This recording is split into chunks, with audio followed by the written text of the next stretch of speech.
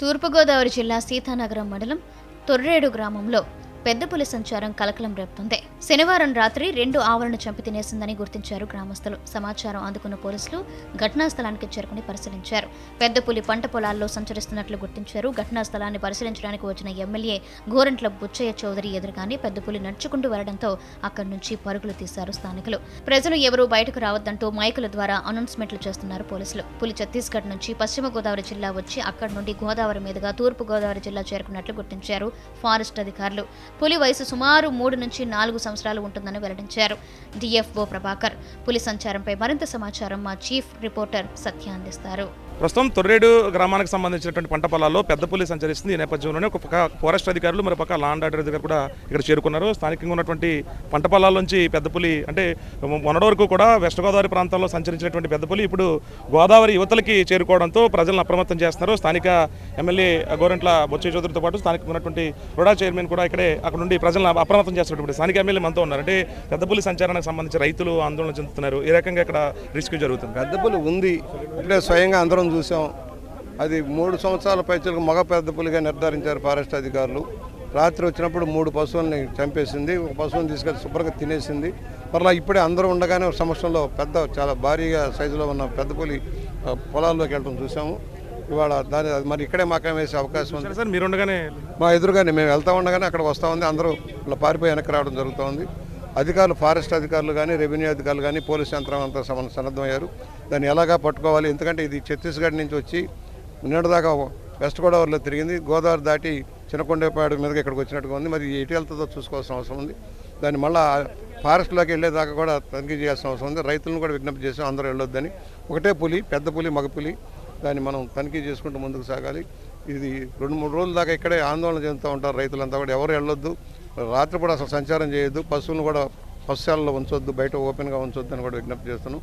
కంగారు పడి వెళ్ళి ప్రమాదం కొని తెచ్చుకోవద్దని విజ్ఞప్తి చేస్తూ దానికి అన్ని చర్యలు తీసుకుంటున్నాం. డ్రోన్లు కూడా వచ్చినాయి. డ్రోన్ల ద్వారా దాని నడవడిక, దాని ప్రయాణ మార్గం కూడా నిర్దేశించి దాన్ని ఎలాగ క్యాచ్ చేయాలా, వీలైతే పట్టుకోవడానికి లేకపోతే ఇతర ప్రాంతానికి తరలిపోయేదాకా చేసే దానికోసం ఫారెస్ట్ అధికారులు పనిచేస్తున్నారు. అలాగే నష్టపోయిన రైతుకు కూడా సహాయం చేసే అవకాశం ఉంది. ఫారెస్ట్ డిపార్ట్మెంట్ ద్వారా పెద్ద పులి చేసింది కనుక దాన్ని కూడా సహాయం చేయాలి. అధికారులకు ఏం సూచిస్తారు ప్రజలకి భయాందోళన చెందకుండా? ఆల్రెడీ మైక్ పెట్టి అనౌన్స్ చేయమన్నాం. చుట్టుపక్కల గ్రామాలు ఈ సీతానగరం మండలంలో కానీ ఇలా మనకి రాజమండ్రి రూరల్ మండలం కానీ రాజానగరం మండలానికి సంబంధించిన ఇది ఎటు వెళ్తుందో మూవ్మెంట్ చూసుకుంటూ మైక్ అనౌన్స్మెంట్ చేసి పబ్లిక్ని అవేర్నెస్ క్రియేట్ చేయమన్నాం. రక్షణగా ఉంటుంది. ఇప్పటికప్పుడు తగిన చర్యలు తీసుకుంటాం.